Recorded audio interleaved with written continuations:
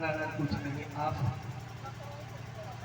कथा कहानियों के माध्यम से, विभिन्न भाई बहनों के माध्यम से इस मन से सबों ने अपना अपना बात इस पटल से रखने का विचार किया और रखने की सभी आदमी। और जितना देर तक यह कार्यक्रम चलता है, यदि आपका मन और अस्थाई भाव में नहीं रहे, जितना देर तक यह कार्यक्रम चले, आपका मन अगर अस्थाई भाव में नहीं रहे तो आपके समझ में उतरेगा।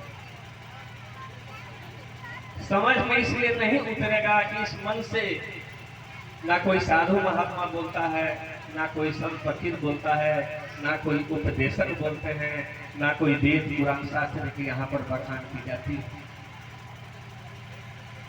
अरे जिस व्यक्ति, जिस मानव के अंदर ये कंठ नहीं था, ये बहुत था शरीर, समझ रहे ना, ये शरीर बहुत था, कंठ नहीं था। आज माइक में बोलने के लिए साहस इस कालखंड के महामानव में होती थी। और वो भी नाता रिश्ता संबंध, वो कैसा संबंध? तो नाता रिश्ता संबंध भाई और बहन का, ये पवित्र रिश्ता हुआ करता है।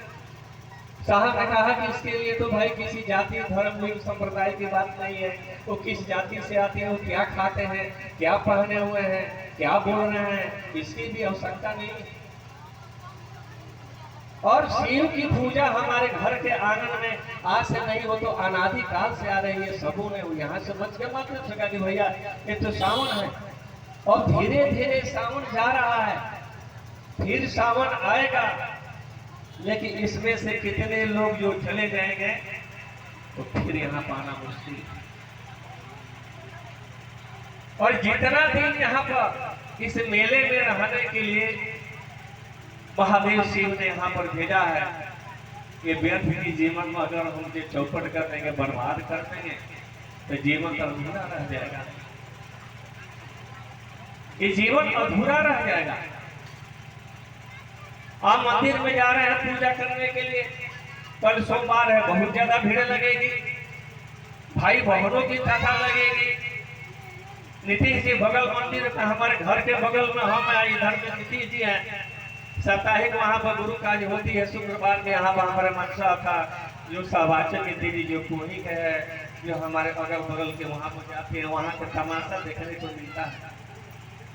एक भाई ने कहा कि भैया आप लोग बड़े बड़े आयोजन में जाते हैं, बहुत से आप लोग इस पटल पर बात रखने के लिए प्रयास करते हैं, लेकिन जो हमारी जो बहना है इसके समझ में उतारता क्यों नहीं है?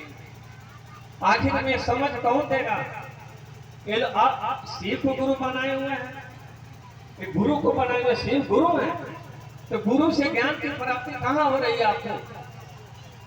10 साल हो गया, 15 साल हो गया, जैसा स्थिति है वैसा है, जैसा स्थिति वैसा है,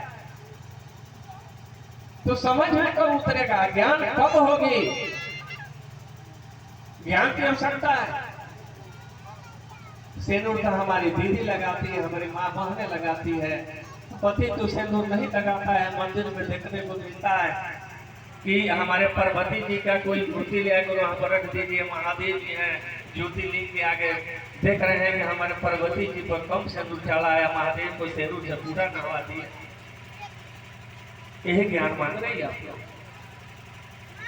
यही ज्ञान है, यही समझ है। हे शिव, रउआ हमारा गुरु पानी, हमारा उचेला मानी, हमारा बताया कर दी। दया मिल रही है, दया बांटने की चीज नहीं है।